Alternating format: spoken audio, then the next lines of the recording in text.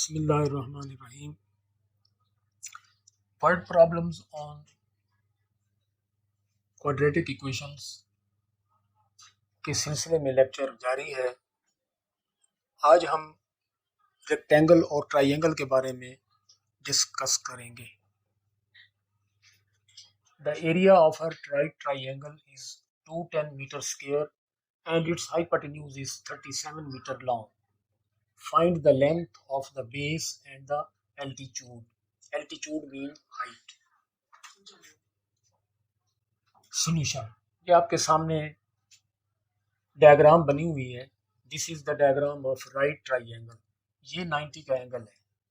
90 के एंगल के सामने वाली साइड को हाइपोटेन्यूज कहते हैं। तो फिर ये बाकी ये एल्टीट्यूड है जो वर्टिकल लाइन है, और जो हॉरिजॉन्टल लाइन है ये बेस है। उसने हमसे क्या पूछा है, find the length of base, base की लेंथ निकालें, एंड एल्टीट्यूड, और एल्टीट्यूड की लेंथ निकालें। आप तीनों की लेंथ लेट कर लें। सबसे पहले suppose x y z be the base perpendicular hypotenuse of right triangle. ये एक्स वाई जेड ये जो है बेस परपेंडिकुलर या एल्टीट्यूड एंड हाइपोटेन्यूज ये लेंथ्स हैं इन बेस। इनके नाम ये आगे पीछे हो सकते हैं। इसका नाम एक्स रख लें, इसका नाम वाई, इसका नाम जेड, ये कोई मसला नहीं है। हमने फाइंड आउट क्या करना है, सॉरी गिवन क्या है, area of the right triangle. तो यहां से आगाज करें। एरिया किसके इक्वल होता है, half base into perpendicular. Area हमें गिवन है 210, बेस कितना है x, और परपेंडिकुलर कितना है y। तो आप इसको 2 से मल्टीप्लाई कर दें, बल्कि हम इसको 4 से मल्टीप्लाई करेंगे। असल में 2 से मल्टीप्लाई करें तो फ्रैक्शन ख़त्म हो जाएंगे, लेकिन हम फ्रैक्शन ख़त्म करने के साथ साथ एक और कदम भी उठा रहे हैं, उसका फ़ायदा आगे महसूस करेंगे। 4 से इधर भी मल्टीप्लाई करें, इधर भी, तो ये फ्रैक्शन भी ख़त्म हो जाएंगे और ये 2xy बन जाएगा। इसका नाम नंबर 1। हमें एरिया गिवन था, हमने उससे फ़ायदा उठा लिया। उसके बाद फिर पाइथागोरस लॉ अप्लाई करें। दूसरी चीज हमें गिवन है, hypotenuse is 37 metre long. Hypotenuse 90 के सामने वाले साइड को हाइपोटेन्यूज कहते हैं। अब हमने इससे फायदा उठाना है। हाइपोटेन्यूज की लेंथ 37 मीटर है, तो इसका फायदा हम इस तरह से उठाएंगे, पाइथागोरस लॉ अप्लाई करेंगे। हाइपोटेन्यूज का स्क्वायर किसके बराबर होता है, परपेंडिकुलर का स्क्वायर प्लस बेस का स्क्वायर। वैल्यूज पुट कर दें। हाइपोटेन्यूज को हमने z से शो किया हुआ लेंथ को, परपेंडिकुलर की लेंथ को y से, और बेस की लेंथ को x से। तो साइड्स चेंज कर दें, राइट वाली लेफ्ट पर और लेफ्ट वाली राइट पर। z की वैल्यू भी पुट कर दें आप। इसका नाम इक्वेशन नंबर 2 बन गया। अब हमने इक्वेशन 1 और 2 को सॉल्व करके y और x की वैल्यूज निकालनी है। इक्वेशन 1 और 2 को किस तरह सॉल्व करें, आप इक्वेशन 1 और 2 की लेफ्ट साइड देखें तो ये एक्स स्क्वायर वाई स्क्वायर है और ये 2xy है। अगर हम 1 और 2 को ऐड करें तो ये तो x प्लस वाई का होल स्क्वायर बन जाएगा, इसलिए यहाँ हमने 2xy बनाया था। हम लिखेंगे एडिंग 1 एंड 2। इक्वेशन को इक्वेशन में कैसे ऐड करते हैं, लेफ्ट को लेफ्ट में ऐड करें और राइट को राइट में ऐड करें, और ये देखें ये होल स्क्वायर में कन्वर्ट हो जाएगा। उसके बाद अब आप स्क्वायर रूट लें दोनों जानिब, ये इसका नाम इक्वेशन नंबर 3 आ गया। उसके बाद इक्वेशन 1 और 3 को अगर आप माइनस करें तो फिर भी ये होल स्क्वायर में कन्वर्ट हो जाएगा। वो प्लस का होल स्क्वायर था, ये माइनस का होल स्क्वायर हो जाएगा। अब दोनों तरफ स्क्वायर रूट लें तो आपके पास इक्वेशन 4 आ जाएगी। अब 3 और 4 को सॉल्व करें, ये 3 है और ये 4 है। अगर हम इनको जस्ट ऐड कर दें तो y से y कैंसिल हो जाएगा और हमारे पास x की वैल्यू आ जाएगी। ये x की वैल्यू 3 में पुट करें या 4 में पुट करें, तो हमारे पास, हमने 3 में पुट किया है तो हमारे पास यहाँ से y की वैल्यू आ जाएगी। तो x की वैल्यू भी आ गई और y की वैल्यू भी आ गई।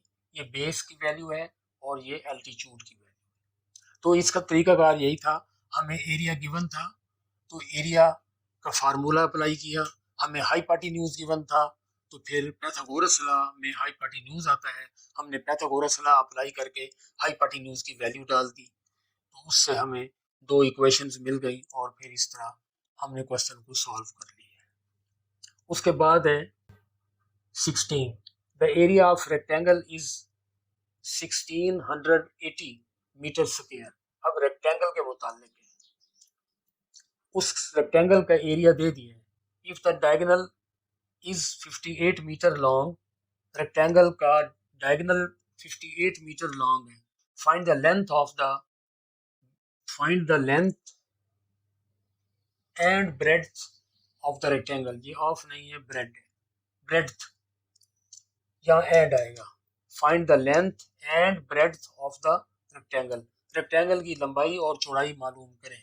हमें गिवन क्या है, दो चीजें गिवन है, एरिया ऑफ द रेक्टेंगल भी गिवन है और डायगोनल ऑफ द रेक्टेंगल भी गिवन है। अब हम इन दोनों को यूज करेंगे। इसकी पहले डायग्राम पर जाते हैं।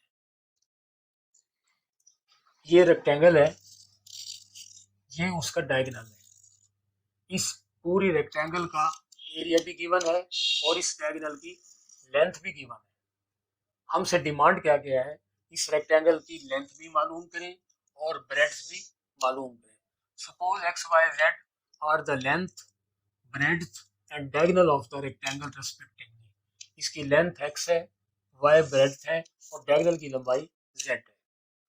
अब हमें area of the rectangle given है, तो यहाँ से आगाज करेंगे। एरिया ऑफ रेक्टेंगल किसके बराबर होता है, length into breadth.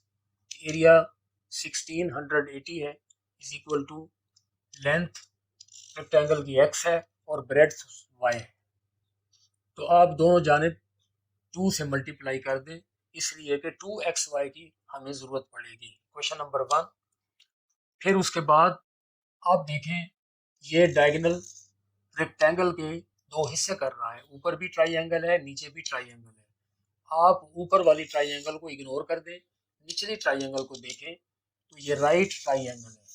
This is the angle of 90, so it's opposite side is hypotenuse. तो यहाँ पाइथागोरियन लॉ अप्लाई करें, क्योंकि हमें डायगोनल की लेंथ गिवन है तो समझे इस ट्राइंगल का हाइपोटेन्यूज आपको गिवन है। तो पाइथागोरस लॉ अप्लाई करें। ये पाइथागोरस लॉ लिखा हुआ है, hypotenuse square is equal to base square plus perpendicular square. Values put कर दें इनकी, और z की वैल्यू 58 है। अब राइट को लेफ्ट पर और लेफ्ट को राइट पर, इक्वेशन नंबर 2 है। अगर आप 1 और 2 को देखें तो दोनों की लेफ्ट साइड को अगर ऐड करें तो ये x square plus y square plus 2xy, ये x प्लस वाई का होल स्क्वायर बन जाएगा। ये राइट को राइट में हल कर दें, ये लिखा हुआ है एडिंग 1 एंड 2 इम्प्लाइज। तो दोनों के लेफ्ट को लेफ्ट में और राइट को राइट में ऐड कर दिया, ये होल स्क्वायर बन गया, स्क्वायर रूट ले लें, इक्वेशन नंबर 2 बन गई 3। इसी तरीके से हमने इक्वेशन 1 और 2 को सब्ट्रैक्ट करना है, तो लेफ्ट में से लेफ्ट को माइनस करें, राइट में से राइट को माइनस करें। ये हमने माइनस कर दिए, होल स्क्वायर में कन्वर्ट हो गया, स्क्वायर रूट लें। ये आपके पास इक्वेशन 3 और 4 आ गई है। अगर आप इन दोनों 3 और 4 को जस्ट ऐड कर दें तो ये प्लस वाई है माइनस वाई है, कैंसिल हो जाएगा ये, तो x की वैल्यू आ जाएगी। ये आपकी मर्जी 3 में पुट करें या 4 में पुट करें, तो आपके पास y की वैल्यू आ जाएगी।